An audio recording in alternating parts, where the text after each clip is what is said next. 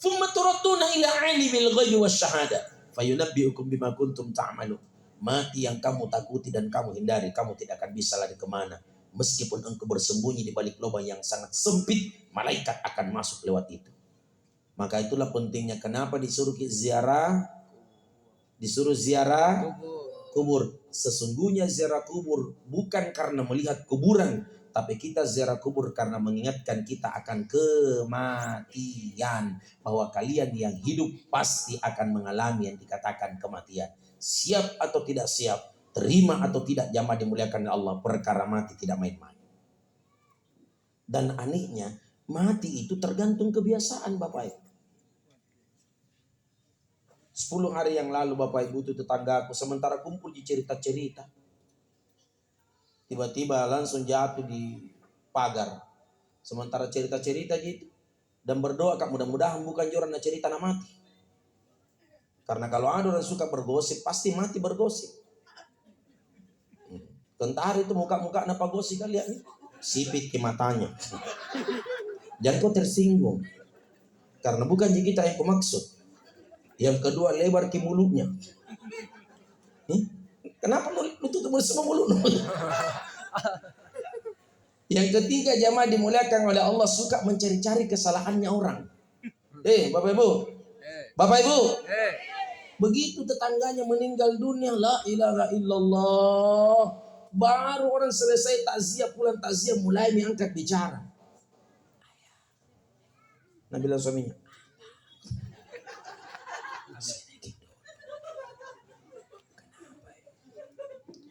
itu tetangga tadi sebelah. Ya kenapa ya?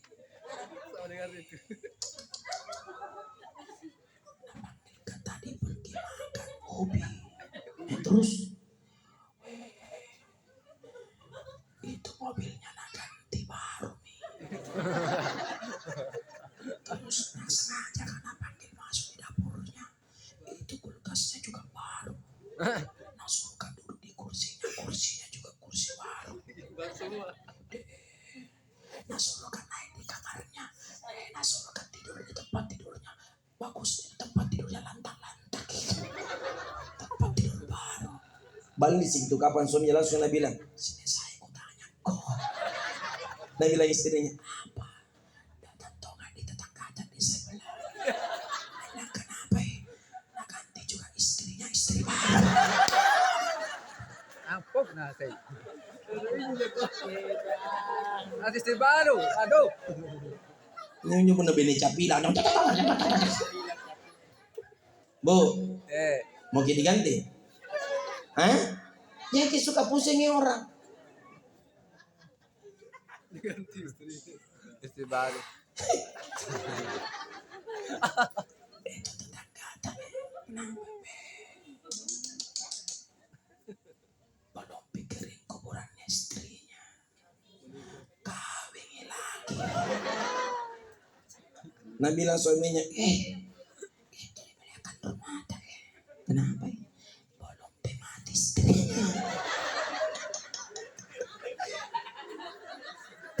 Lagi. Ibu, hati-hati orang yang suka menggibah. Bu, itu orang yang suka menggibah kalau benar ceritanya namanya gibah. Kalau salah jalan ceritanya namanya fitnah. Jadi jangan suka fitnah karena cerita orang tidak bagus. Nah, ibu, bapak juga. Nabi waktu lewat di pekuburan Baki, tiba-tiba itu onta tidak nak kasih langkahkan kakinya. Dan Nabi bilang, sahabat ya Rasulullah, kenapa itu onta? Dia bilang itu onta kalau dia lewat di pekuburan dan tiba-tiba tidak dia langkahkan kakinya, berarti takut gitu. Oh, ada orang disiksa di situ. Dia bilang ada. Siapa? Ini kuburan pertama yang disiksa, kuburan perempuan. Ibu, kuburan perempuan. Dia bilang, kenapa bisa disiksa na sembahyang ini? Betul sembahyang ini. Tapi suka kena ceritainnya orang. Kalau ada orang lewat di depan rumahnya tidak silolongan baju na kopi kita manoi. Apa? Itu mana pakai jilbab kagak riting itu dong maksudnya. Ibu, ibu. Yang kedua, gak dengar kau cerita kemarin, dia bilang apa? Ada itu penagihnya datang. Karena banyaknya ngambil uang mekar dengan kewer-kewer. Ibu, mau orang ambil uang, mau orang pinjam uang, tidak ada urusannya dengan kita. Urus nih urusan tak sendiri, jangan maki urus ki urusannya orang lain. Karena kapan kita gibah dan kita ceritakan aibnya orang, ibu tabe disiksa di dalam kubur. Ibu, itu tidak. Kalau main kutu-kutu nanti lisiknya. Tenan ulang ngirit kabar aku bangi. Anjir tuh nikutu ya sebetulnya Bapak Ibu tidak ada tahu apa-apa, tapi karena bicara kabar kimil lagi kabar apa? Terlambat, kau dengar berita kenapa? Itu tadi malam depan rumah nah cambuk anak gadisnya, bapak nah cambuk ki mamanya cambuk, dia bilang kenapa bisa? Gue dengar kabar jam 2 dikasih pulang sama cowok. Nah bilang itu yang dikutu ya, kau ya tidak dengar kok kabar? Dia bilang tidak. Mau tahu bilang siapa gandeng? Dia bilang tidak, anak lu beng. Itu nih kalau orang mau meludah jangkit meludah ke kanan, jangkit meludah ke kiri, meludah ke atas ki. Kalau meludah ke atas ki siapa nak kena? Nah, artinya apa itu kalimat? Jangan ku pandai menceritakan rumah tangganya orang sebelum kau koreksi rumah tanggamu sendiri. Ya, tuh. Jangan kau bilang betul kau nak kena. Kali Pak. Bapak Ibu, saya ini ceramah aja. Ku sampaikan Jaki, terlepas dari itu tidak mau kita terima urusan. Yang kedua tabe, kalau mau kita terus sehat, panjang umur, jangki banyak pusing, banyak-banyak kita berdoa, jangki pusing orang. Banyak-banyak kita berdoa, termasuk ibu yang sudah berumur 58 masuk 60 kasih kencang zikir ta ibu. Berhenti maki kita bikin status. Ada tong itu orang tua umurnya 60 tahun suka tong itu aktif di media sosial bikin status bela. Nah update di situ di Facebook, umurnya 60 tahun baru tulis status galau. Terlambat untuk galau mengeribi nih. Saya mau kutuk orang tua. Kalau tua makin kasih banyak zikir ta. Jangan mau posting sembarang. Ada tongi itu orang tua la ilaha illallah umur 60 tahun. Aktif tongi pergi jogging bela. Baru pakai legging. Nasi korawan, nasi korate persis gogo sokak. Bu, minta. Jangan kita merasa Bu. Karena saya ceramah tidak bermaksud menyinggung. Kalau saya ceramah ada yang tersinggung, bukan ceramahnya yang bermasalah tapi hatimu yang bermasalah. Cocok. Bukan cocok dengar ki. Bapak Ibu. Jadi saya ini malam kasih tahu ki. Tabe, saya dari bangun tidur sampai kembali menuju ke tempat tidur, Pak, saya buka handphone dari tadi pagi ini subuh sampai sekarang buka ke handphone lebih 30 orang yang lewat di berandaku. Innalillahi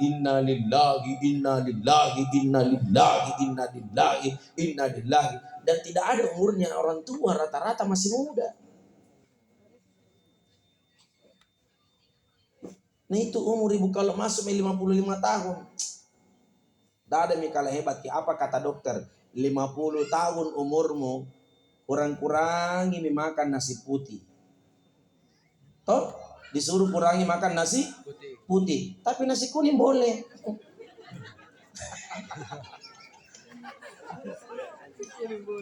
Ikan nasi putih jadi nasi kuning tidak ji.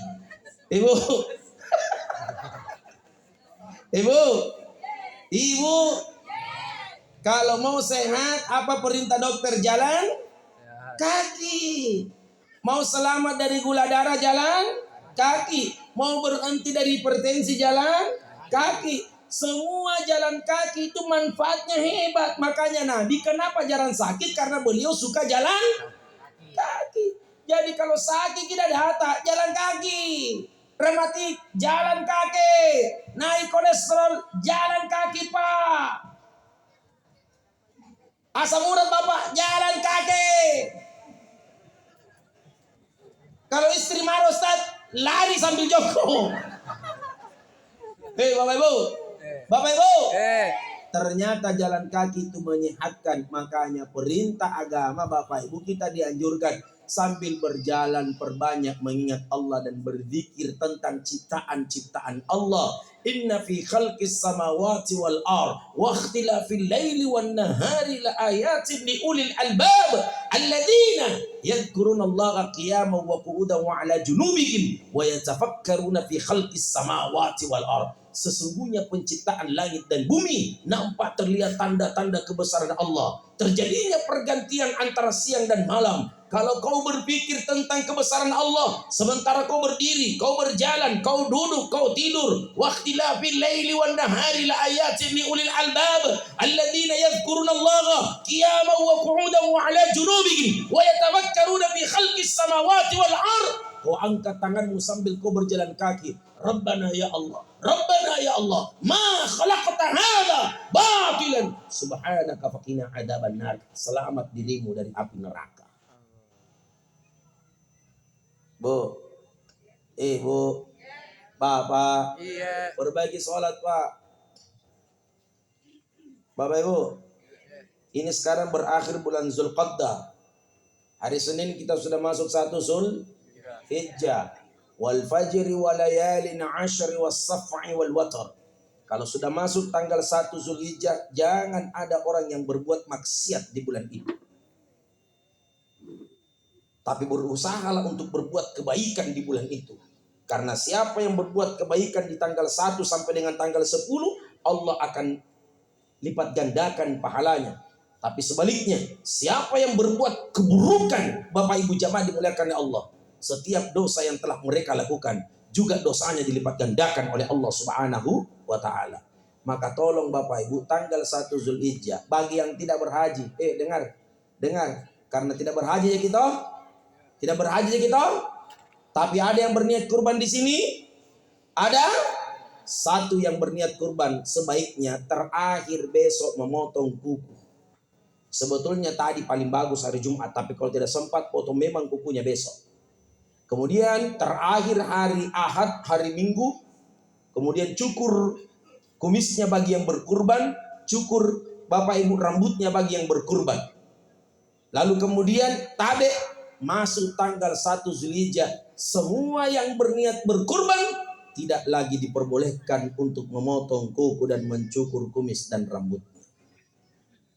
Karena itu semua adalah pahala yang Allah siapkan buat kita.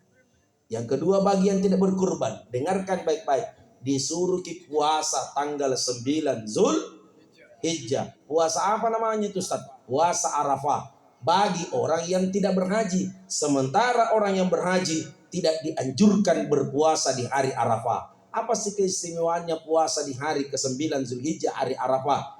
Nah kan nak bita, siapa yang berpuasa di tanggal 9 Zulhijjah, Allah akan ampuni dosanya 2 tahun. 1 tahun untuk tahun ini dan 1 tahun untuk tahun akan datang. Tahun depan belum tentu kita bertemu dengan hari raya Idul Adha. Makanya tolong ikuti sunnah-sunnah dari tanggal 1 hingga sampai dengan tanggal 10 Zulhijjah. Perbanyak sholat itu. Jangan suka tinggalkan sholat tak. Kalau kita dengar orang disiksa di dalam kubur, ibu, apa nak bilang? Kemarin tadi subuh dia baca itu. Apa bunyinya? Bismillahirrahmanirrahim.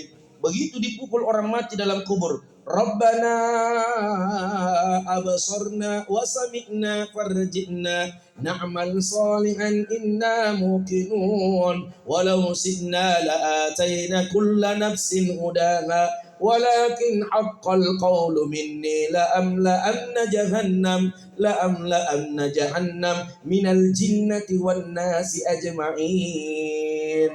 Kita tahu Bapak Ibu sampai suara sendal tak itu. Nah dengar kita orang mati dalam kubur. Untungnya kalau Pak Tommy meninggal punya istri yang soleh, setiap malam angkat tangan, amparkan karpet dan sajadahnya bermohon kepada Allah. Allahumma ghafir lahum, ampuni suamiku ya Allah, ampuni suamiku ya Allah, warhamhum, sayangi suamiku ya Allah. Kenapa doanya istrinya tidak ditolak oleh Allah? Karena ada dua doa yang tidak akan mungkin, mustahil ditolak. Doa yang pertama perempuan adalah doa ibu kandungnya.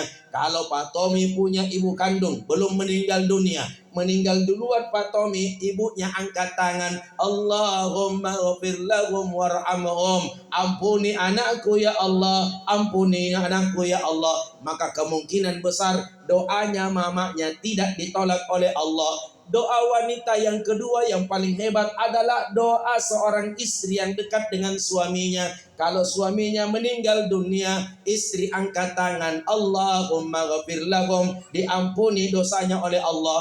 Maka kalian laki-laki tolong jaga perasaan istrimu, karena kapan istrimu terzolimi, dia berdoa, maka hati-hati, banyak laki-laki yang hancur disebabkan karena menyakiti perasaan istrinya.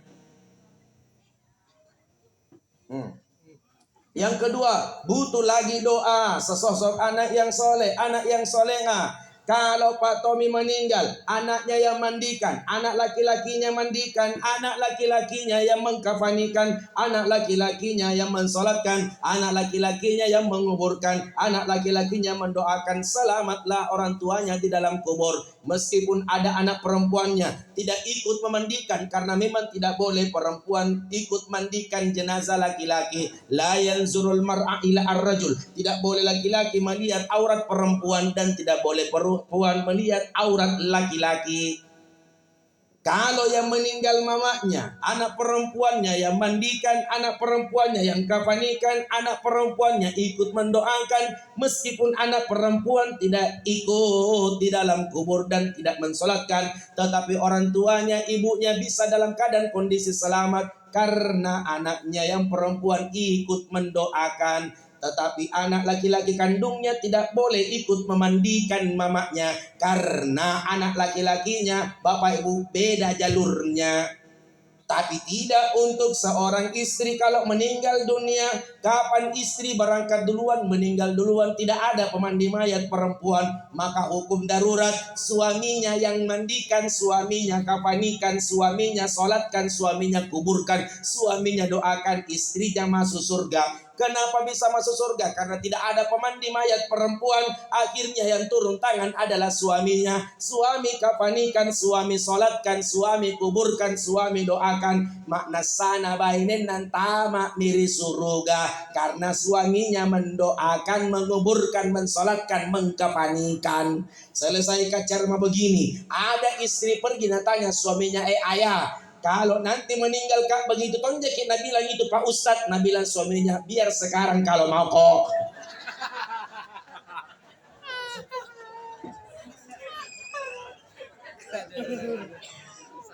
Bapak Ibu, Bapak Ibu, jadi tabir. Kemudian jamaah dimuliakan oleh Allah. Di saat meninggal dunia Bapak Ibu, tidak perlu kita lihat bahwa yang paling banyak karangan bunganya adalah yang selamat. Belum tentu. Banyak orang yang banyak karangan bunganya belum tentu selamat. Sementara ada orang meninggal dunia, tidak ada yang kirimkan karangan bunga, tapi dia dapat kiriman balasan dari Allah Subhanahu wa taala. Siapa meninggal begitu, Ustaz? Tidak dapat kiriman bunga, tapi dia dapat balasan. Uwais Al-Qarni, yang mandikan ibu para malaikat karena bukti baktinya kepada orang tuanya. Nah, gendong mamanya dari Yaman menuju ke Mekah jalan kaki.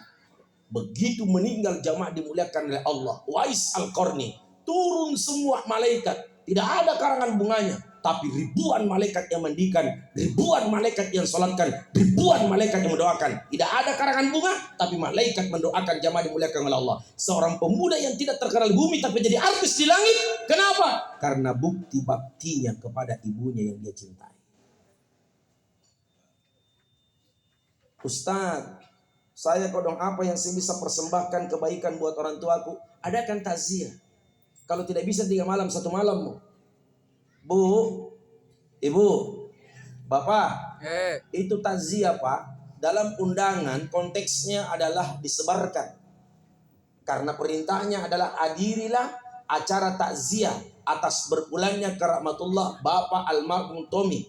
Acara akan dilaksanakan sesudah salat Isya pukul 20. Dengar Ki, tidak ada tercantum di dalam di situ di undangan. Diharapkan kepada semua jamaah takziah kalau pergi ke takziah masing-masing membawa kue di lokasi acara. Ada tertulis di situ undangan?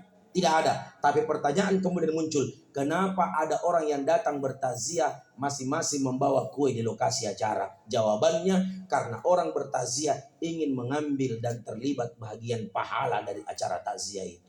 Itu mina bawa semua orang kue karena mau semua dapat pahala. Ada yang bawa panada, bolu, donat, pawa, santi manis. Dikasih masuk sebentar dalam dosta. Itu kan isinya dosta sebentar kan 3 kue 1 air minum. Perisa nih. Bagaimana tidak kau tahu nanti malam ceramah. Tahu. Bapak Ibu. Mungkin Ibu Cicu sumbang sekitar 300 contoh aja nah.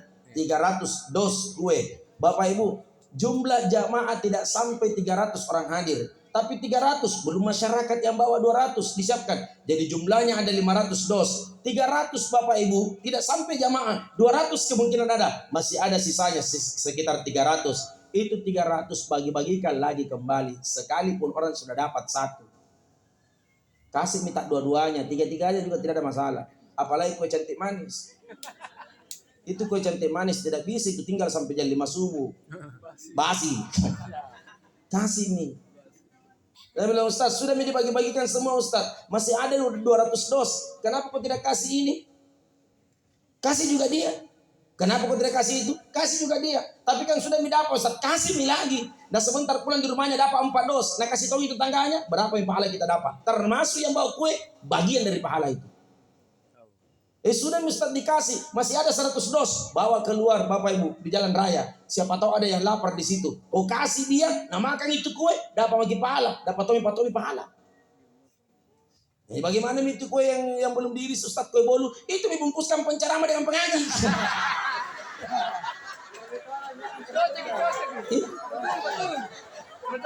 Masa kita dapat saya tidak?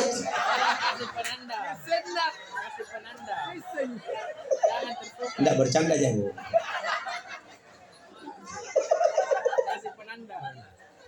Itu kueku saya kalau nak kasih Kak. Sebenarnya tadi malam waktu ceramah itu bagusnya punya acara 4 macam kue nak kasih Kak. Tidak tahu sebentar di sini. Banyak kue nak kasih Kak tadi malam itu. Semakin bilang sudah mau Pak, bilang banyak tetangga Ustaz. Tetanggaku Ibu. Itu kue bukan mentong untuk saya, tangga ku mentong itu ku mintakan saya. Nah belum pas sampai di rumahku, baru ku parkir motorku itu kapan tetanggaku datang mentong jam pulangku itu. Kau belum ku parkir motor, ku bilang nih ada kan? Mati. Nah itu sebentar kue yang kita kasih Kak. Ada Ji? Kasih lalu Kak, bukan saya. Tetanggaku, kanda-kanda lah kalau saya. Tetanggaku. Bukan tetanggaku. Kasih lalu Kak. Tetanggaku, bukan saya, tetanggaku. Bapak Ibu, kalau ada, alhamdulillah. Nah, kalau tidak ada, usahakanlah.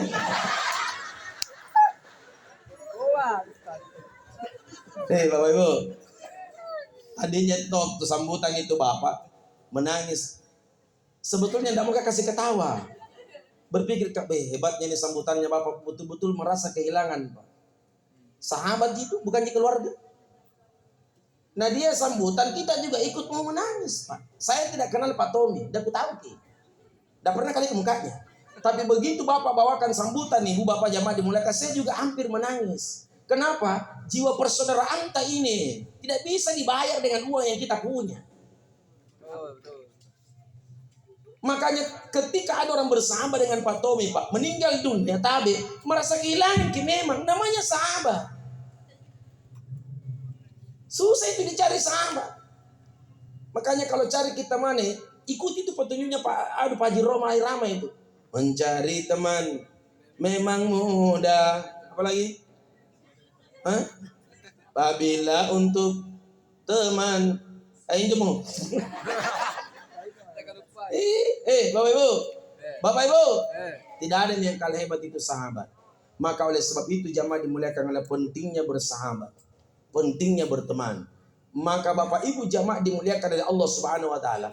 Saya waktu beliau sambutan tadi meneteskan air mata tidak bermaksud untuk membuat orang tertawa audiens.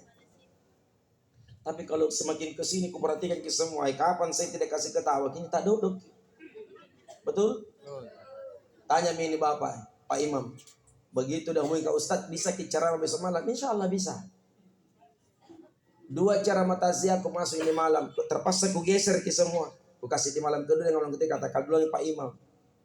Begitu natanya ke Ustadz, bisa ceramah? Dia bilang tidak bisa Kak. Ada caraku di Tidung. Begitu ketawarkan, mau aku carikan penceramah. Dia bilang, Pak Kakak lagi Ustadz. Saya bilang, apa sebetulnya kita cari? Pak penceramah atau pelawak? Yang kedua Bapak Ibu masih semangat Kak ceramah. Karena tabe saya tidak didukung dengan ego. Karena saya kalau ceramah Kak memang tidak mau pakai ego. Karena aku suka jamaah kalau terbahak-bahak mendengarkan ceramah bukan karena lucunya. Tapi kita mau simak itu agama. Kita mau dengar itu pemaparan. Bapak Ibu. Bapak Ibu. Saya semangat ceramah didukung 2 faktor. Sound system bagus, banyak jamaah. Pernah diundang ceramah Bapak Ibu, banyak jamaahnya, tidak bagus sound systemnya. Sebaliknya, bagus sistemnya, kurang jamaahnya. Bayangkan Bapak Ibu, apa yang kasih semangat kita berceramah? Di hertasnya dipanggil ceramah, nah bilang kita punya acara di sini lagi salat Isya Ustaz. Habis Isya langsung dimulai acara. Datang makodong salat Isya di situ. Selesai salat Isya menunggu dulu 30 menit. Sampai 8:30 mati, tidak ada panggil Kak, tidur kayak di masjid. Baru itu penjaganya mau kuncikan lagi. Udah kata yang punya acara belum dimulai, dia bilang sambil nunggu jamaah Ustaz. Jam 9 belum dimulai acara. Dari 7:30 saya datang jam 9 belum dimulai acara. Dia bilang Ustaz, mau dikit lagi tunggu Pak kata kalah di sini Pak. Tidak apa-apa 9:30 kita mulai tak kalah bermalam Pak. Jam 9 lewat 30 menit. Ya 9:10. La ilaha illallah. Lamanya baru dimulai acara. Dia bilang Pak Ustadz, begini di kondisi jamaah. Dia bilang itu tomo. Daripada banyak itu mulai tidak ada yang datang. Baru itu teknisi nates terus itu mic-nya 30 menit nates itu. Wah, si ha. Oh, si ha. Jadi berteriak apa berhenti begitu si ha. Saya ini mau ceramah Pak, bukan mau menyanyi. Akhirnya dia bilang itu yang punya acara Ustadz mulai maki paleng. Mana protokolnya? Ulang Ustadz. Yang mengaji pulang Tom Ustadz. Saya mami yang bertahan Pak. Tidak ada protokol, tidak ada pengaji. Saya Tom yang buka, saya Tom yang ceramah. Baru kau bilang Assalamualaikum warahmatullahi wabarakatuh. Ada yang kecil begini. Nador mamanya. 9:30. Mama, maju bobo. Maju bobo mama, maju bobo. Itu mamanya nak kasih keluar telunjuknya. Baru tunjuk Kak etang, nali etang. Mana kadang-kadang aku datang gitu nina. Dia bilang ibu saya ini Ustadz bukan etang. Dia bilang masa marah Kak iya. Kak kita kata Kak etang. Masuk lagi kita bukan retokon di mana setang masuk lagi. Masuk ini ibu. 11 orang mami jamaah. Tak lama kemudian ceramah kayak ibu pergi kencing. 10 orang mami. Yang satu pergi atur kue 9 orang mami. Tanya ke 9 orang, jamin kau ada berdiri kau? Kalau berdiri kau pulang. Seperti kau rasa rupa tolo-tolo di sini. Kau pasti kongkolang. Bapak Ibu. Tabe yang terakhir. Perbaiki sholat tanah. Nah, biar lagi kaya kalau tidak sembahyang ki.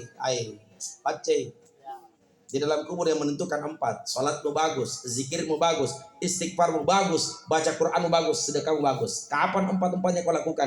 Tidak ada alasannya malaikat mau siksa kita. Selama kau salat.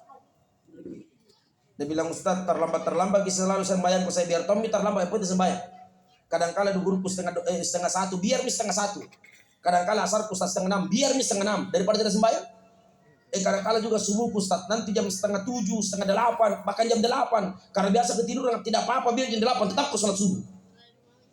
Tapi kan matahari sudah tinggi Ustaz, bunuh lampu tutup hordeng. Kayak penting kalam. Terus Ustaz sembarangan tahu ya sembarang. Bagaimana pada niatnya Ustaz kalau jam 8? Seperti biasa. Cara bacanya begitu tonji. Bunyinya usolli fardal subhi wa tarlambati lillahi ta'ala.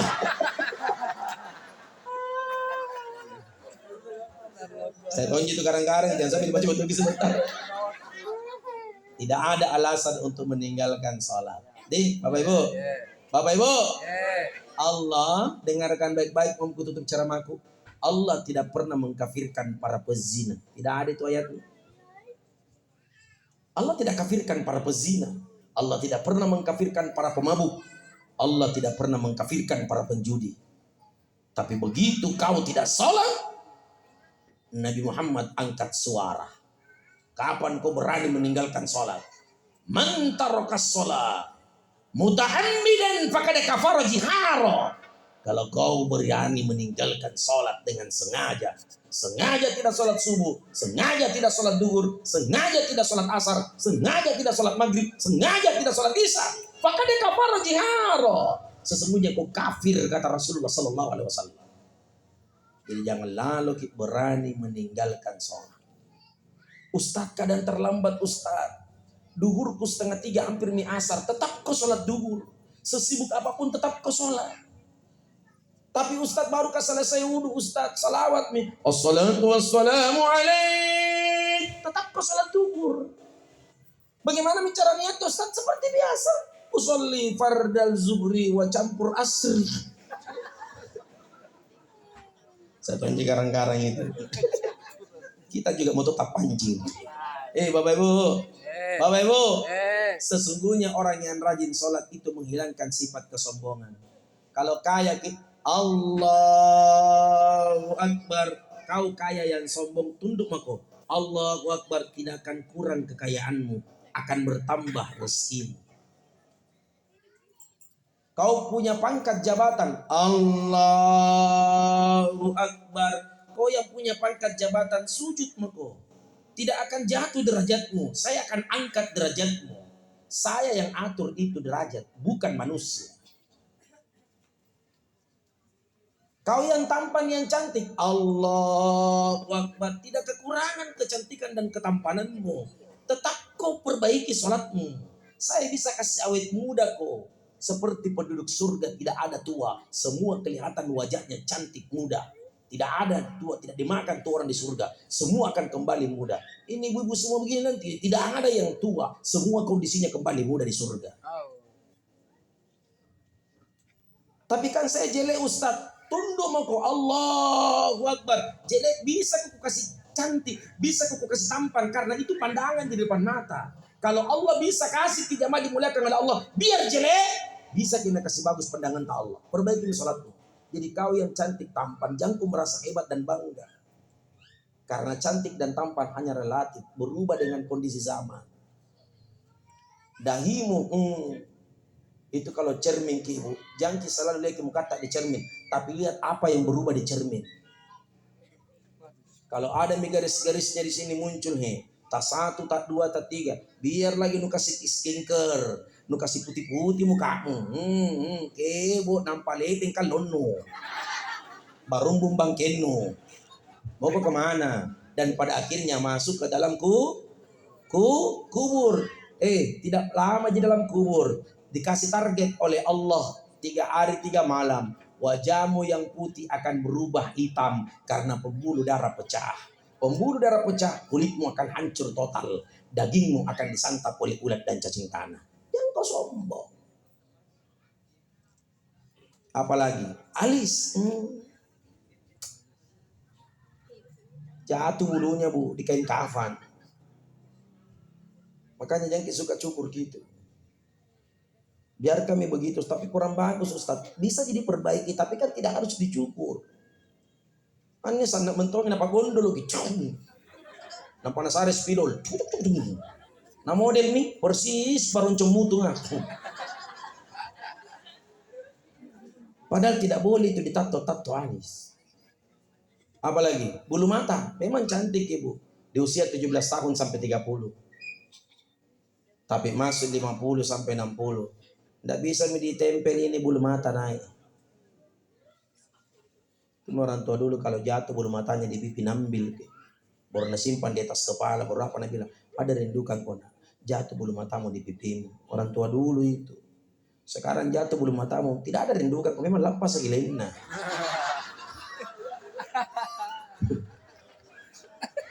Apa lagi kau banggakan? Hidungmu. Merasa kau karena tampil beda kau dengan hidungmu orang yang pe-nya. Seakan-akan kau kasih lihat hidungmu sama orang yang pe-nya. Kau orang yang mancung hidungnya. Jangan kau pernah bicara mancung di depan orang yang pe-nya karena merasa. Kau pikir orang yang sudah mancung hidungnya sudah sempurna? Belum sempurna. Karena banyak orang yang tinggi hidungnya berakhir di meja operasi. Penyakitnya sinusitis. Puluhan juta Bapak Ibu. Jadi kau yang sudah pe-nya, jangan mau berkecil hati.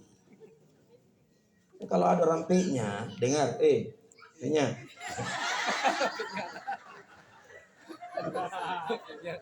Berarti ini rata kalian kamu itu orang pe-nya, jangan kau berkecil hati. Semua orang pe-nya rata-rata panjang umurnya. Kenapa bisa panjang umur orang pe-nya? Karena irit dia nafasnya. Apa lagi kau banggakan? Gigimu memang 17 tahun, 20 tahun, 30 tahun cantik gigimu. Tapi seiring perjalanan waktu 60, gigi tinggal 3. Goyang 2. Poloi kok. Bu berhenti. Berhenti lagi ulang tahun nah. Tidak masuk di akalku saya kalau nenek ulang tahun. Apalah nyetui. Digandeng kok lagi dong nekir mau. Jangan mau pegangnya ditui jatuh. Batin di pak dong sama cucunya. Nenek tiup lilinnya. Tiup lilinnya. Tiup lilin. Tiukin nenek.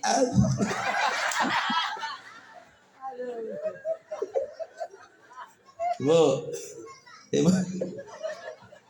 Nah ibu nah. Bu. Berarti kuna janjang biri sini. Sehat ke semua bunda nah. Panjang umur kita.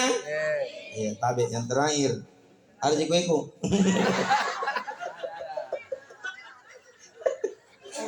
Pandai memang yang mana kuenya penceramah dengan pengaji. Karena pernah mau ke pembe kue.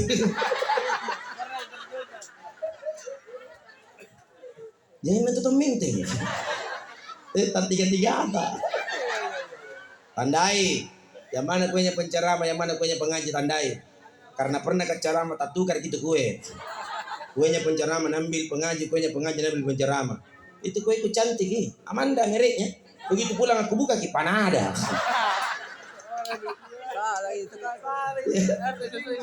Terima kasih banyak Bapak Ibu. Terima kasih banyak Pak Imam. Terima kasih Ustadz. Terima kasih keluarga mengundang Ustadz Amri Delo. Bapak Ibu saya kasih tahu kina. Saya menulis buku Ibu. Banyak sekali nih catatan-catatanku lewat buku yang saya tulis dengan karyaku sendiri. Salah satu buku yang saya tulis Ibu judulnya Ada Surga di Dalam Rumahmu. Itu karya Syekh Al-Hasan Al-Basri. Saya suka baca itu Syekh Al-Hasan Al-Basri. Ternyata saya baca kesimpulan buku itu. Itu kalau masih ada paling bapak dengan mama dalam rumah, aman itu surga untuk anak-anaknya.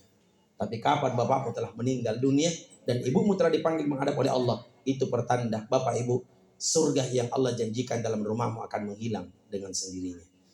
Caranya kita berbakti kepada orang tua, jangan pernah berhenti doakan yang terbaik. Itu doa tak? Rabbi ghafir lana dzunubana wali walidina walil mu'minina yauma yaqumul hisab. Di Bapak Ibu. Kemudian yang kedua tabe. Kalau ada rezeki kita, bawa kita pergi umroh orang tua ta. Dia bilang tidak bisa jalan Ustaz. Yang bagi pikirkan tidak bisa jalannya. Ada di kursi roda. Tidak bisa kan dorong Ustaz. Yang bagi kita pikir dorongannya. Apa gunanya pembimbing? Berapa dibayar Ustaz? Tergantung di mana kita mau tidur.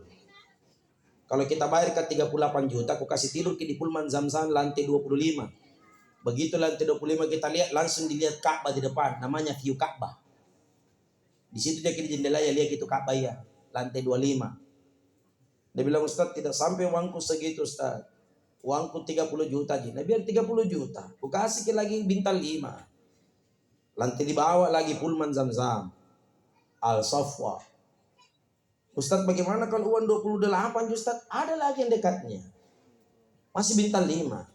Nah kalau uang cuma 27 Ustaz, ada lagi 500 meter di jalan kaki Al-Maisan. Pokoknya tambah murah harganya, tambah jauh hotelnya itu. Bagaimana kalau uang 24 Ustaz? Ada yang 1 kilo jalan kaki juga. Nah kalau uang baru 2 juta Ustaz, ada juga tidur di bandara. Alas tuh. Siapa tahu mau kita, saya pembimbing haji dan umroh, tidak diminta-minta datang rezeki kita. Di ibu, urusan haji dan umroh bukan orang kaya, tapi siapa yang dimampukan oleh Allah. Apa buktinya? Ada orang lewat lari-lari dapat undian gratis berangkat umroh. Kalau Allah mentong yang panggil kita, di Bapak Ibu, tidak ada yang bisa menghalangi Allah.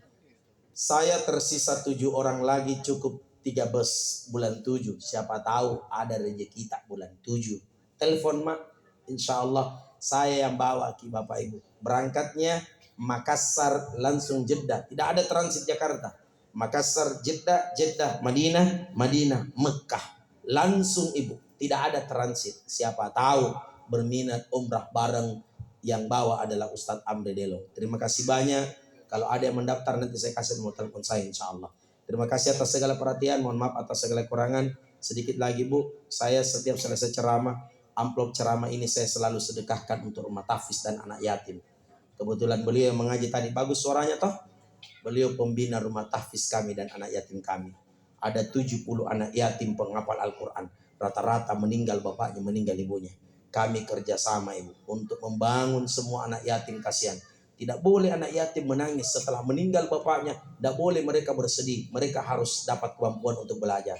Dari hasil uang ceramahku, aku kumpulkan, kubangunkan tempatnya, kusedekahkan, kubelikan semen, kubelikan pasir. Dan alhamdulillah berdiri berukuran 10 kali 15 tempat itu berlantai 3. Dan sekarang masih butuh semen dan pasir. Makanya hampir setiap malam uang ceramahku Ibu, saya serahkan kepada pembina rumah tahfiz dan anak yatim. Sebentar kalau nak kasih di sini 1,5 juta. Contoh jadi contoh jadi. Saya masih butuh semen 100 sak. Kalau mau ku kasih lihat lokasinya, ku share loki, langsung maki lihat tempatnya. Insya Allah ada pembinanya menunggu di sana. Butuh pasir, butuh semen, silahkan datangi tempat itu. Tapi kalau ada yang berinfak 500 dan 1.000 rupiah, terima kasih banyak. Insya Allah nanti kita kirimkan video infak tak semuanya. Semoga yang berinfak dan bersedekah Allah panjangkan umur tak dan tambahkan rezeki kita, dimudahkan urusan tak oleh Allah Subhanahu wa taala. Tidak ada orang yang bangkrut dan merasa rugi bagi orang yang bersedekah. Semua orang yang bersedekah Allah panjangkan umurnya, tambahkan rezekinya, dimudahkan urusannya oleh Allah. Bagi bapak dan ibu yang tadinya berminat 500 donasi dan 1.000 rupiah, silahkan disimpankan di kotak infaknya Pak Ustadz yang mengaji. Semoga yang titip sedekah insya Allah saya doakan semua Allah yang balas kebaikan kita. Terima kasih atas segala perhatian. Mohon maaf atas segala kekurangan. Insya Allah bagi bapak dan ibu yang ingin berdonasi, insya Allah silahkan hubungi Pak Ustadz yang mengaji tadi. Assalamualaikum warahmatullahi wabarakatuh.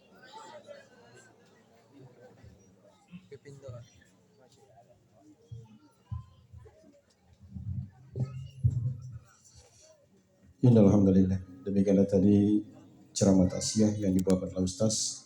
Semoga apa yang disampaikan